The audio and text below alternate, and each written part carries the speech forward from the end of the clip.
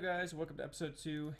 So we've done some mining in the process of trying to figure out a few other things, and we ended up getting some good resources, most notably the coal blocks. I kind of like that we have that, and a whole nother redstone, stack of redstone blocks. We've still got some diamonds. It's not the greatest, but at least we've got some. I'll probably end up doing more mining, but I want to show you guys something. So I went out mining, and I ended up across something that might help us until we make a bigger farm. So I found a skeleton spawner, so I'm going to go down to the mine and I'm going to show you guys where that's at. So we're at the spawner. This is the skeleton spawner, which the spawner's actually at negative 2875 and negative. It's not pretty, but it is efficient. Alright, so we AFK'd this for just a little bit, just to see what would happen, and it seems like we've already got a lot of bones. For me, this is a lot of bones, but we've also filled up probably enough junk in here that I'm not sure what I'm going to do with it. I mean, we don't have anything fancy, and storage is limited. I mean, the bedrock, this is bedrock, it's retextured, but this is bedrock, so we don't have much room, and there's no hoppers underneath this, and I have no idea if we've got room over here we could probably do something with, but our storage is really limited, so we're not going to have to really change this much. We probably won't even use this much more than past a full chest of bones. So we'll continue using this when we need it, but for now, I think that's all we needed. It works well. I also installed this to quick dispense lava. I felt like it was a good idea in case I didn't want to kill the rest of the skeletons. So this is actually really nice. There's not... I built this skeleton while I was making the farm, so I'm kind of sad that this wasn't in the chamber, but the enchantments seem to be purely random, so I have no idea if we'll ever get anything out of there that's actually useful. We have all these bows and nothing enchanted that's worth anything, so that's a shame. But we're only really in it for the bones.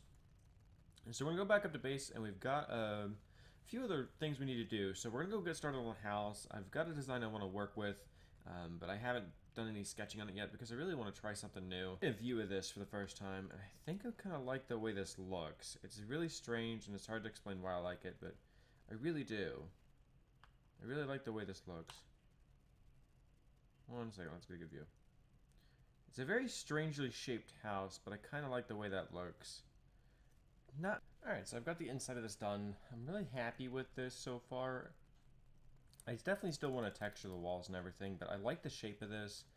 I like the little room over here, which I'm considering using for storage, but I changed my mind on that. And I was going to use this for a kitchen, but this is really just very accessible for a storage room. So I think what we're going to do is grab some wood, grab some... Actually, we could just make a crafting table in here. We don't have to go outside. And where should we put it? I'm thinking right here. Crafting table there. And a crafting table right here. Perfect. So the house is coming along quite well. I'm actually really shocked with how well this is coming out.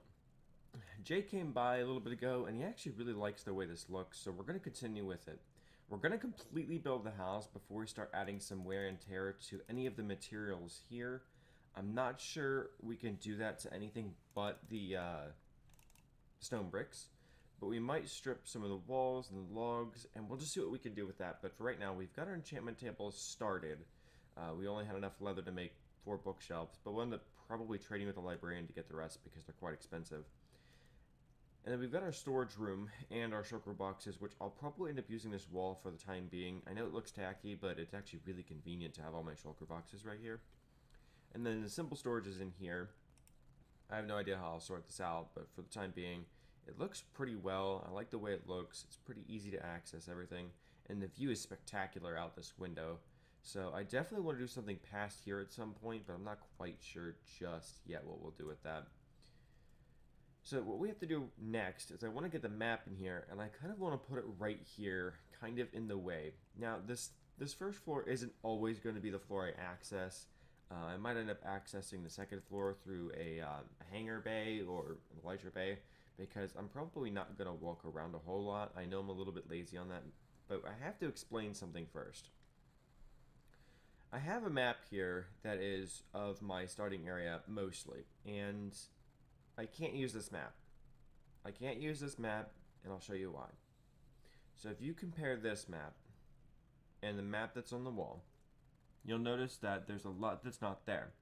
The spruce farm, the bamboo, which the bamboo is If you look at my map, it's over here on the map, so it's just a dense green spot on here, and it's not on this map. So the real reason I make duplicates of my maps is so that I can update these maps as I'm building with them, so that my wall map can be updated as I go along. So using the cartography table, if I copy these maps using the cartography table, I can hold a map in my hand and update the area on the already existing wall.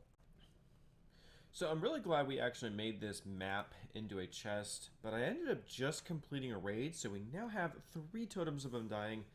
I ended up using 2 of them to defend the village, but I ended up losing all my breeding villagers inside of it, so that wasn't too great. I didn't die, which that's nice, but it was not the nicest way to set that up, so we'll have to get the villagers settled in just a moment, but we need to clean our inventory. It is so full of muddle. We got 19 emeralds, 7 banners. There were 7 waves. That was excruciatingly painful. Getting past 7 waves. I don't know why I was stuck with 7 waves. I only had the 1.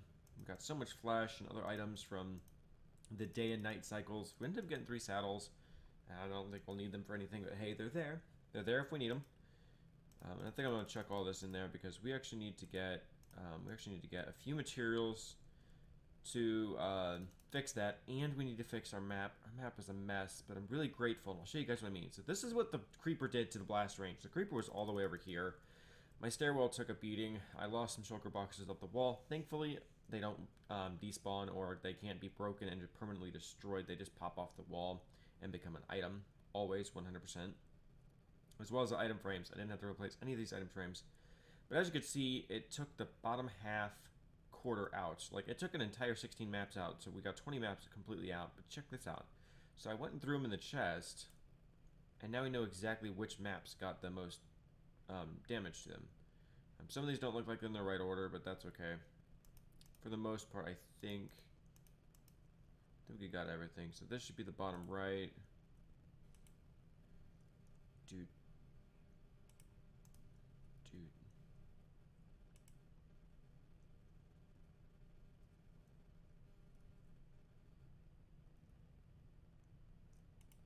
So we'll get this fixed, and then we'll continue to get the breeder done. Okay, with the map repaired, it's time to go start on getting the materials we need for the village. I gotta get 6 of the villagers back into the breeder, and then I'm gonna start getting ready to prepare for a trading hall in the next video. We've still got one more thing I want to do, and that is to create a tree farm for bee nests, because I really do want just a few bee nests to start out, and I definitely need to start making honey for the next project. The bee farm's actually really simple to create, so we've got some room right here, and I think this is the perfect spot to place down some saplings and some flowers. So we're just going to fill this in with just quite a few flowers and get rid of these signs. And then just fill these in with saplings, and we have like a 5% chance of seeing a beehive, so technically with this many flowers, we should see 1 every round of growth. So I'm hoping that that's true, and we'll see what happens. I actually had no idea if this was going to work, but I ended up getting a bee nest on this tree right here, and there's actually 3 bees inside of it, I think. I just got the achievement for total bee location, so it tells me there's 3 bees inside. I'm really happy with that. So this bee nest farm is manual, but it's operational. We're out here at the house again, and we just got back from a little bit of end busting with jCraft. I've been really stuck on this house, and I'm really confused as to where I want to take it, and I think I finally got a little bit of an idea of what I want to do with this, but it's going to take a few resources. I'm going to need to get a lot of wood. I think I need about a row of a stack of wood, but we ended up going through the end, and I now have 56 shulker shells plus about 6 I had to craft for this. And we ended up getting a lot of diamonds and iron and gold from this. And I only ended up being able to find 5 end cities. Jay has completely decimated the end. And there's basically nothing left that's free reign. I was out at 12,000 from the beginning of it just to find the first few. A lot of the smaller ones without the boat seem to have. But this is really nice, having some spare elytra. Maybe not a complete spare gear, but these I'm not sure about the Frostwalker, but there's still some good stuff in here, and there's mending on protection on that, protection, aqua affinity, and fire and breaking mending. I mean, this is basically a finished pair of boots, besides depth strider and feather falling. Actually, it's not finished at all, is it? If it still needs 2 enchantments. I really wish I would have found a sword out there. I'm really kind of bummed I didn't. I really wanted a new sword because this Solanum sword, it's not really great against Shulker or Enderman, so it was quite a struggle. But we still have all of our regular stuff inside of this box, and now we can start getting our entire... Actually, there's more diamonds than I thought. So this is what I actually have. That's actually really nice to have that many diamonds from end raiding, and I didn't expect that. I think one of my chests had 7 just by itself, so this is a considerable haul.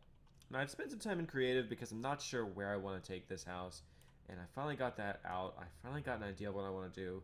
So I'm going to go chop some trees, I'm going to go get some other stuff ready, and then I think I'm going to be ready to start getting this ready because it's going to look great, guys. It's going to look great. I also did some villager raiding, or raids, so I ended up getting 3 totems. 5 totems. I gave 2 to Jay, and I lost 2 of them trying to collect these because I ended up losing my entire breeder, so it was pretty shameful. But our elytra is looking pretty bad, so we're going to get all this fixed up and more. So we're over here at Jay's floating island, and I brought some saplings with me. I'm hoping to get some wood. I've got some on me, but I want to get a lot more than this, so we have some shulker boxes and other materials ready for this. But, I don't know if 28 saplings is going to be quite enough. I mean, I'm hoping it produces enough to return.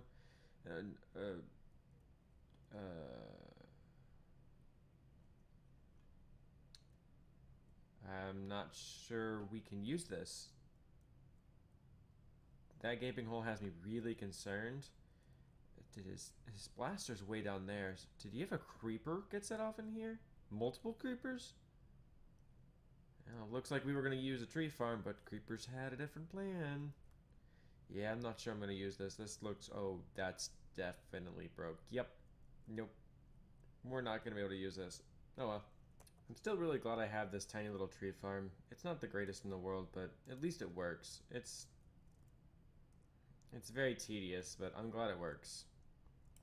So I think we only need to do 1 more set of trees, and then we're just going to make some stone bricks, some stuff. So we'll probably head into the mine to do a little bit of digging, grab some stone, and I think we'll be ready to start building this.